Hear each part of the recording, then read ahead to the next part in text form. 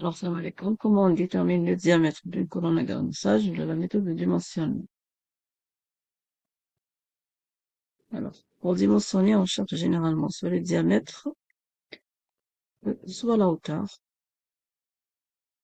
Pour les colonnes garnies, spécialement pour les colonnes garnies, ça veut dire qu'on a un garnissage à l'intérieur de la colonne. Donc, le garnissage, ça peut être en vrac et ça peut être structuré ou là, ordonné.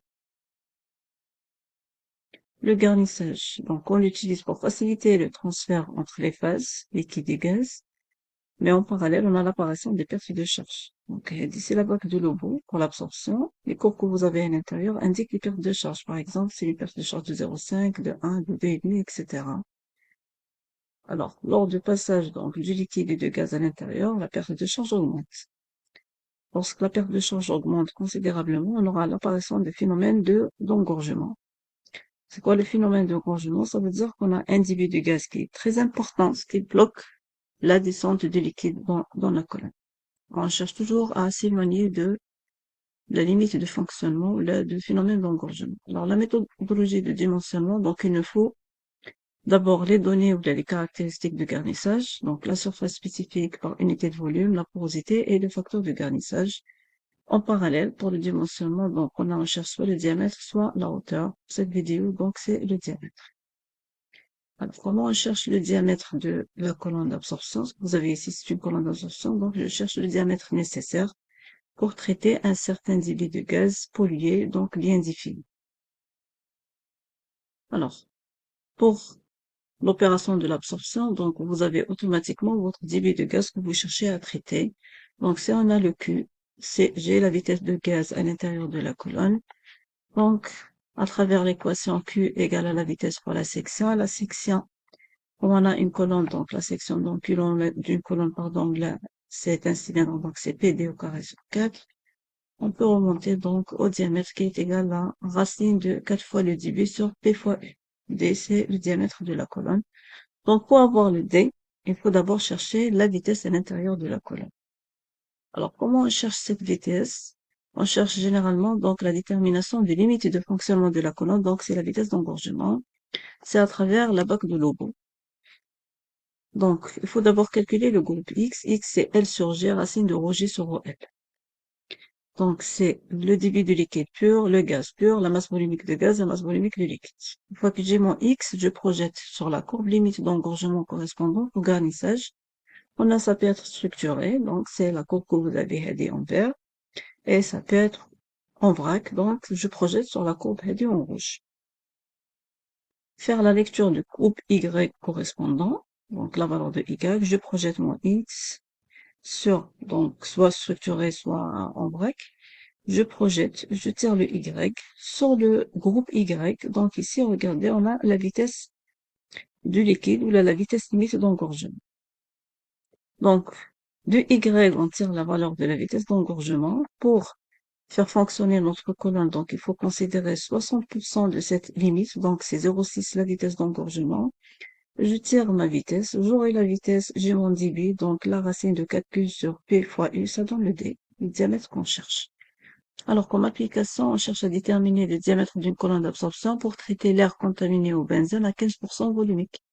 On utilise principalement le lavage liquide avec de l'eau pure. Donc, le solvant dialysé-l'eau.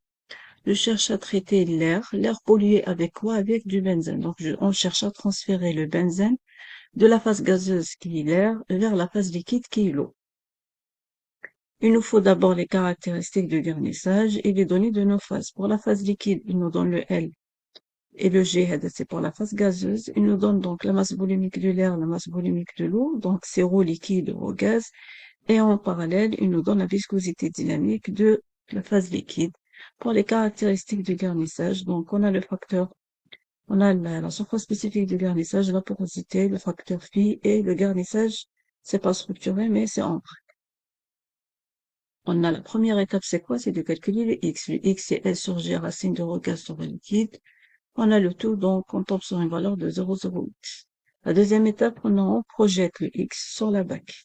Alors ici, j'ai agrandi pour avoir juste les graduations ici. Je positionne mon X, c'est 0,08, donc on est entre le 0,06 et le 0,1, c'est une échelle logarithmique.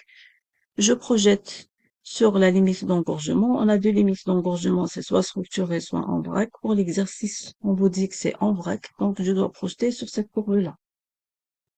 Donc, je projette mon X, je tire le Y correspondant, on tombe sur une valeur de Y qui est à peu près 0,17.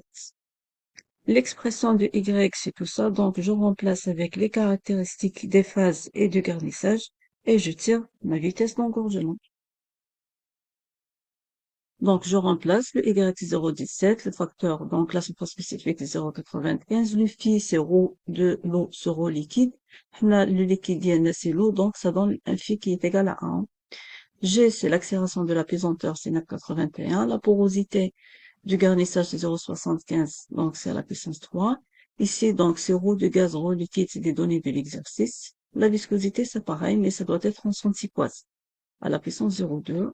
Et je tire ma vitesse d'engorgement, ça donne un 26,69. Donc, on considère pour l'absorption, donc, dans notre colonne, on considère qu'on a une vitesse qui est égale à 60% de la limite. Donc, ça donne le 0,6 fois 26,69 et ça donne le 16. Alors, pour le débit, donc, c'est le G, on a un débit massique, donc il faut le convertir en volumique, ça donne 1,322 mètres cubes par seconde. Le débit total, c'est le débit de l'air pur plus le débit de benzène. Là, c'est le débit de l'air pur. Le débit de benzène, je peux le remplacer par le débit total fois la fraction qui est de 15%, la fraction volumique de gaz à l'entrée du système.